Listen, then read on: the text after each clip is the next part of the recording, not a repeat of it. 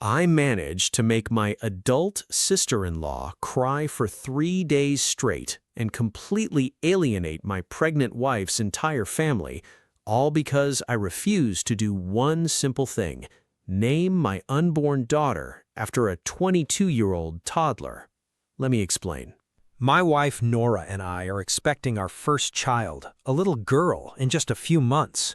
We're thrilled. Her family, they're ecstatic. But there's a massive, exhausting shadow hanging over everything we do. Her name is Rebecca. Rebecca is Nora's younger sister. She's 22 years old, but if you spent 5 minutes with her, you'd swear she was 7. Nora's parents don't just love Rebecca, they worship her. They coddle her, they protect her from the real world like she's made of spun glass. If Rebecca doesn't get her exact way, the tears start. And the moment the tears start, the entire family scrambles to fix it, no matter who they have to step on to make her smile again. I've never liked her. I don't use the word entitled lightly, but this girl practically invented it. Over the years, I've kept my mouth shut to keep the peace. I nodded, I smiled, I swallowed my pride. But that was before she tried to stake a claim on my unborn child. To understand what I'm dealing with, you need to know what happened at our wedding. 30 minutes before Nora was supposed to walk down the aisle, the bridal suite sounded like a funeral parlor. Someone was sobbing uncontrollably. It was Rebecca. Why? Because the shoes she ordered were the wrong shade of white. Not blue, not pink, just a slightly different hue of white. A hue that literally no one would ever see because her bridesmaid dress dragged on the floor. But there she was, hyperventilating on a velvet chair while my wife, the actual bride, and her mother hovered over her, wiping her tears and apologizing. 30 minutes before the biggest moment of our lives, everything stopped for Rebecca's shoes. I stood in the doorway, watching my beautiful bride stress over a grown woman's tantrum. I promised myself right then I would never let this girl hold our lives hostage again. I just didn't realize how soon that promise would be tested. Fast forward to this past weekend.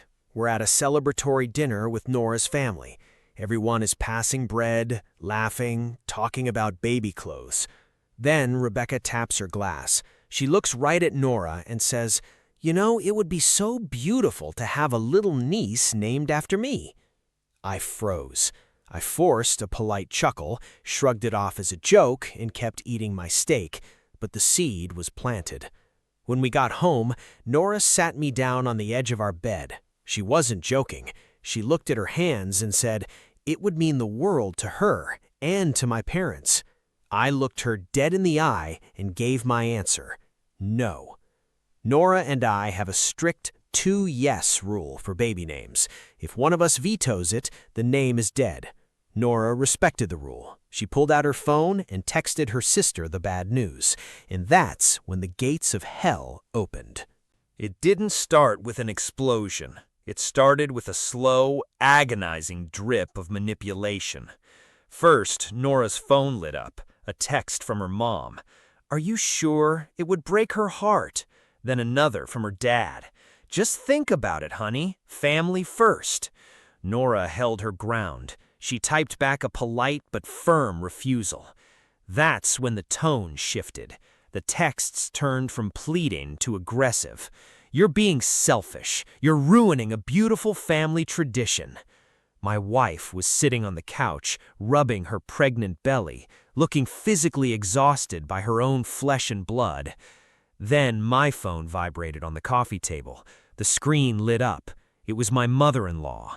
I stared at the caller ID. I could feel the heat rising in my chest. For years, I had played the good guy. I had ignored the tantrums, the selfishness, the absolute absurdity of how they treated this 22-year-old woman. But looking at my stressed, pregnant wife, something inside me clicked. If I gave an inch today, they would demand a mile for the rest of my daughter's life. I picked up the phone.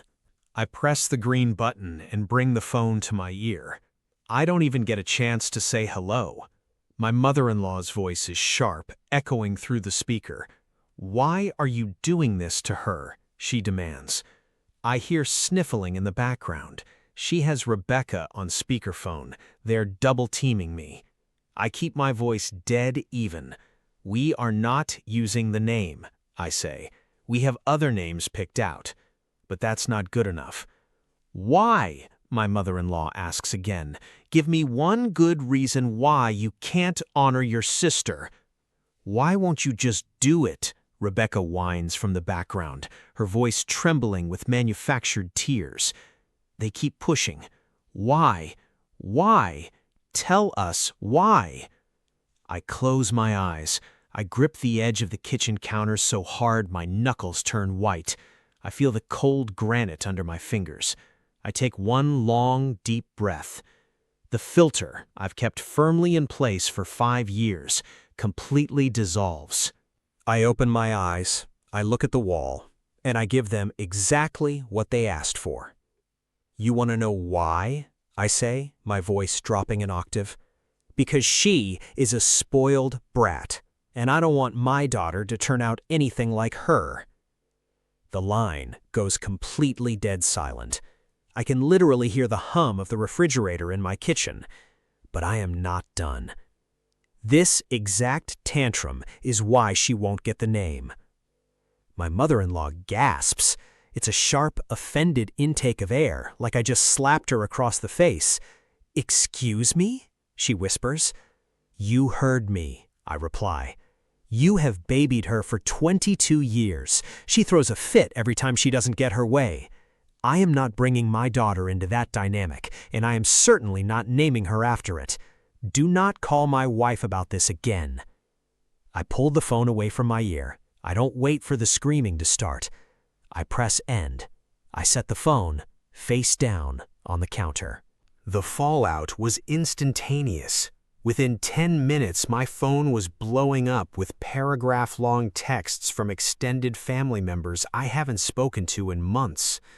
Apparently, the moment I hung up, Rebecca completely melted down. I'm talking full, inconsolable hysterics. According to my father-in-law, she locked herself in her room and cried for hours. Her family officially sees me as a massive jackass. They've branded me the villain of the pregnancy. But here is where things get complicated. Nora, my wife, she is actually on my side. She admitted to me that night that she was relieved I finally stood up to them. She's sick of the dynamic too. But she hates the tension. She hates that her parents are giving us the cold shoulder during what should be the happiest time of our lives. Yesterday, she quietly asked me if I would just call her mother and smooth things over, give a fake apology, just to keep the peace until the baby is born. I know it sounds stubborn, but I can't do it. If I apologize now, I validate their outrage. I teach them that if they cry and scream loud enough, even I will eventually bend a knee. My mother warned me that I might have gone too far by insulting her directly to my mother-in-law. Maybe she's right. Maybe calling her a brat was a low blow.